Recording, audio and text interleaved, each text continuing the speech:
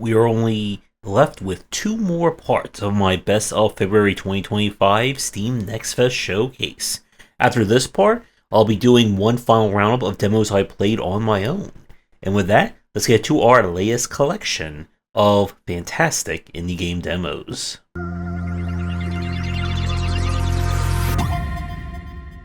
We are starting things off with As We Descend. This is a kind of RPG with a bit of deck building thrown in. You are kind of leading the defense of a remaining city, whose only means of survival is to dig ever further down in order to collect power from the core of the planet. But unfortunately, the further we go down, the more nasties show up that try to stop us. And it's up to you to marshal the forces, figure out where and what to upgrade, and try to keep your city continuing its descent. The gameplay here is split into kind of time management, where you'll use different operatives represented by cards to interact with various nodes or places in your city. This can unlock additional kind of forces, as well as upgrades, new artifacts, more resources, etc., etc. When it's time to explore outside, the game turns into a turn-based RPG, where you'll have to use your different characters in order to fight off the enemies. The dynamic here is that there's two different areas that characters can be deployed into, and different unit types will work better in a specific zone. They'll get a free auto attack if they're in their correct zone, while certain abilities will proc or be enhanced depending upon where they are, where the enemy is, etc., etc. Now you have kind of like your core, that is your city's health. If that runs out, it is game over. You also have the means of staggering enemies, with certain units and attack cards having a greater chance of inflicting stun or stagger. Once the enemy stagger bar is over 50%, any additional stagger buildup has a greater chance of just completely staggering the enemy and taking them out for a turn or two, allowing you to wail on them for more damage.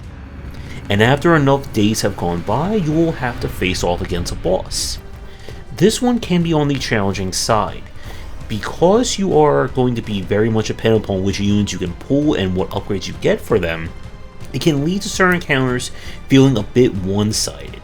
If you go up against an enemy group that can just completely wail on your party and you can't have enough defensive abilities, or you don't have enough defensive powers in order to mitigate it, you're kind of screwed. And the zone play itself, I think, could work a little bit better. While some attacks can only target a specific zone, most of the general or standard attacks will just target whoever's in front. So you can have that situation where the enemies can just wail on a unit, and even though you have movement cards, they don't really do anything. There is still something here, and I would say if you are a fan of challenging deck builders and looking for another one to add to your list, then give this one a try. I'm curious to see where or if there'll be any balance changes or updates to the main game. We now switch to Olaf the Boozer. This is a Sokoban puzzle game where you play as Olaf, a dwarf who had one or many drinks at the pub and now can't remember what he did, but apparently he completely wrecked the place. And in order to repay his tab and hopefully not go to, I guess, fantasy jail, he's going to have to repair the tavern. So the gameplay here is of the Sokoban style, where you'll be moving and pushing things back and forth, but there's a bit of a twist here. When you move into something and repair it, it will kind of occupy its space, so you can't move through it again. So the puzzles here is about trying to figure out what is the perfect line from beginning to end in the room. You want to repair everything, you want to hit all the major interaction points, and you want to make sure that Olaf doesn't get soft-locked in any particular spot. As the game goes on, more puzzles are introduced, more environmental things, as well as characters who can only interact or push certain things in the room. If you're not a Sokoban fan, Olaf is not going to do anything for you. But if you do enjoy pushing and pulling boxes here and there and looking for a very different take on that design, then give this one a play. We now go to Zombieville USA 3D. This is an arcade shooter where up to 3 people will have to defend themselves after the zombie apocalypse. The game itself is built on kind of the arcades of get as high of a score as you can, with money being your persistent currency, which is used to unlock additional characters, weapons, and other things that can show up on future runs. The name of the game here is just survive as long as you can. You'll need to find randomly generated weapons in the environment. As each wave goes on, the zombies become more diverse and more dangerous. Kind of a unique factor here is that the weapons can spawn with random modifiers, which can give them an additional property here and there. Now, as a single player game, I did find this one to be a little bit too simplistic to kind of hold my attention long term, but this could be a lot of fun if you and 2 other friends enjoy making the zombie gibs explode and fly. So, if you're in the mood for some zombie killing in the USA, then you should give this one a play. We now go to Which Way Up Galaxy Games. This is a party style game where you'll play as different characters that each kind of take in the form of their own minigame challenge. You can play this in kind of like a story mode / campaign, or in party game for up to 4 players. Each character has kind of like their own little style, but it typically will involve something that has to do with gravity. There's gravity platforming, gravity golf, and other designs. This one, again, like our previous game, if you're looking for like a robust single player experience, it is probably not going to be the game for you. But the different modes and different gameplay styles really do lend themselves great for a multiplayer and, as the game is implied, like a party game atmosphere. So if you and 3 friends enjoy gravity-defying platforming and other minigame shenanigans, then give this one a try. We now go to Seekers of Eclipse. This is a city builder, deck builder, lots of builder roguelike. Your mission is to kind of fight your way to a mysterious eclipse, and to do so you must construct structures that will provide you with resources. When you get enough of a kind of resource, it will supply you with energy, and energy is used to attack kind of enemy buildings or your target on the map. You have only so many days before you kind of run out, and you'll need to decide kind of which buildings you want to go for in terms of your deck, as well as ones you can upgrade. Different buildings will have different effects based on resources that they're near, other things that are on the map, and kind of the build focus here is in terms of what resources you want to generally focus on. So wood or lumber is kind of like your basic stuff, but you could also focus on farms and refining kind of wheat into ale or to bread, which will earn more value, which will mean getting you more energy. There's of course artifacts that can enhance and influence things as well, and it's kind of hard to tell from this demo just how hard the main game is going to be. Once you kind of start pumping through energy, it's just a matter of getting enough energy, bop, whatever is the main threat on the map, bing bang boom, you move on to the next thing. I don't know if there's going to be like boss fights or like super challenges or things like that, but it's a very different take on, again, our different kinds of builders out there. So if you're in the mood for some deck city building or city deck building and looking for an original take, then give this one a try. We now go to Wanderstop. This is a tea house management sim slice of life kind of therapy session as well.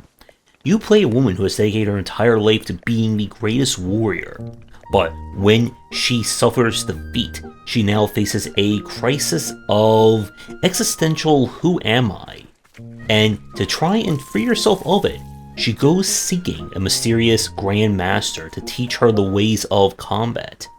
But something is wrong with her, she doesn't know why her body is refusing to keep going, and she stumbles upon a lovely and magical tea house that she decides, after speaking with our charming friend here, to kind of help run while she recovers and try to figure out what's wrong with her and what should she be doing with her life.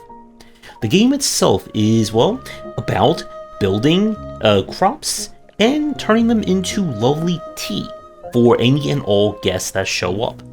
If you're looking for some kind of hardcore sword swinging action, this is not going to be that game.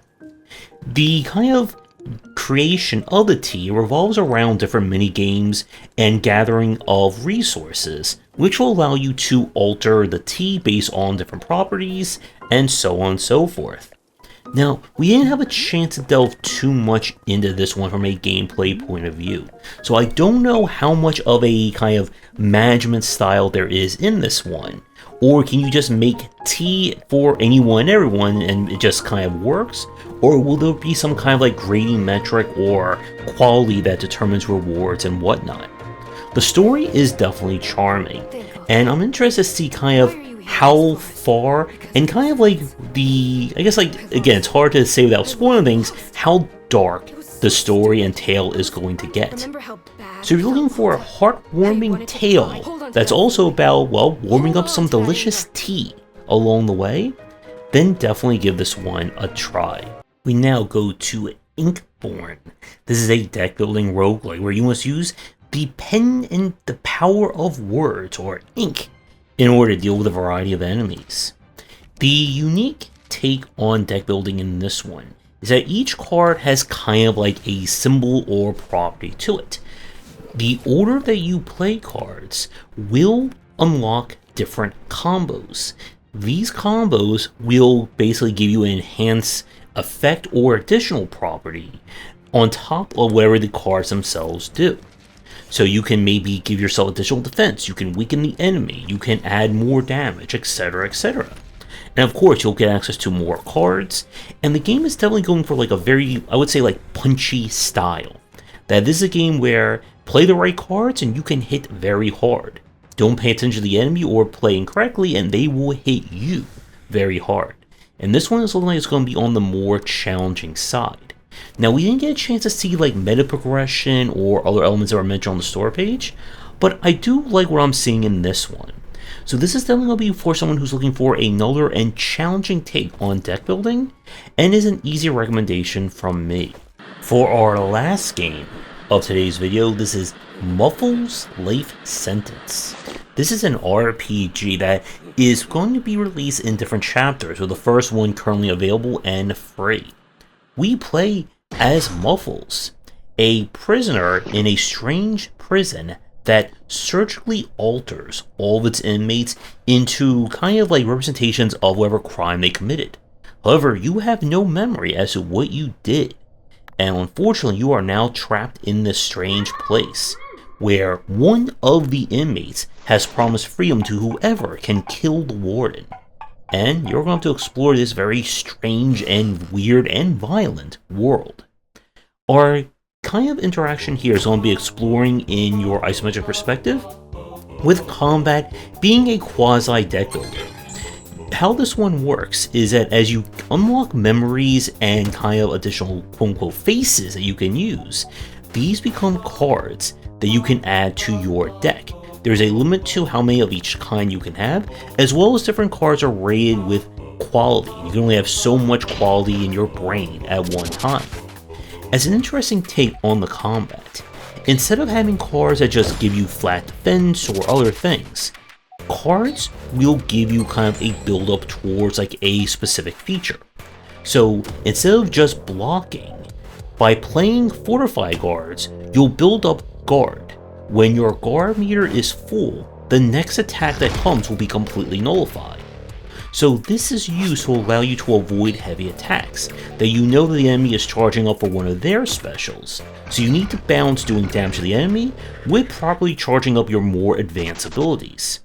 And I like the art style here as well as just this general play. Now, we didn't get to see too much into kind of where more advanced elements will get to, but with the first chapter free, I'm definitely up for looking at this more, and if it works for you, then be sure to check out the remaining chapters when they are released. And with that, another showcase comes to an end. We are finally one part left, and then the next fest is finished until our next one. I think that's coming in a few months. Let me know what you think about these games down below. You'll find links to them as well. And with that, I need to finish up my remaining lists, and I'll be back with one more part, and then we're done. Thanks for watching, and a special thank you to our Patreon supporters. If you enjoyed the video, do the YouTubing stuff, be sure to visit our Discord and Patreon, and you're interested in more in my thoughts on design, check out my game design books.